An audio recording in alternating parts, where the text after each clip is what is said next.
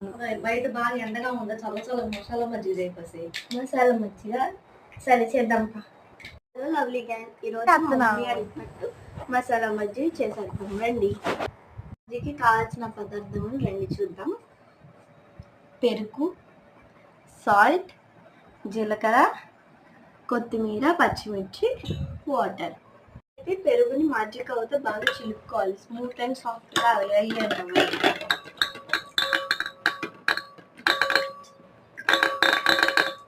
బాగా చిలుపుకున్నాము చూడండి, సాఫ్ట్గా అయింది. కొన్ని వాటర్ కూడా యాడ్ చేసుకున్నాము. ఇప్పుడు దీంట్లోకి మనం తగినంత సాల్ట్ వేసుకోవాలి. ఇప్పుడు సాల్ట్ కరిగేంత వరకు దీన్ని తిప్పుకోవాలి. సాల్ట్ పెరుగులో కరిగిపోవాలన్నమాట. నెక్స్ట్ ఈ చిలకన పెరుగుని పక్కన పెట్టుకొని ఇప్పుడు మనం రోల్ తీసుకొని దీంట్లో మసాలా మజ్జిగ కావాల్సిన పచ్చిమిర్చి, ఇంకా కొత్తిమీర, కొంచెం జీలకర్ర యాడ్ చేసుకో. ఇప్పుడు ఈ పచ్చిమిర్చి, జీలకర్ర, కొత్తిమీరని దంచుకోవాలి. ఇప్పుడు ఈ దంచుకున్న పేస్ట్ని బౌల్లోకి పెట్టుకుందాం.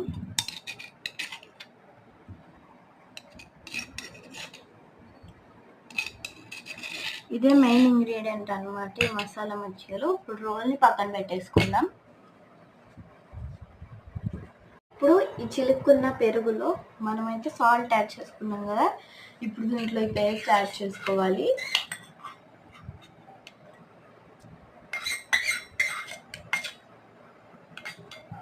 ఒకసారి తిప్పుకోవాలి స్పూన్తో. చూడండి మసాలా మజ్జిగ అంటే ఇలా అనేది. సో నెక్స్ట్ దీంట్లో వాటర్ యాడ్ చేసుకుంటున్నాను.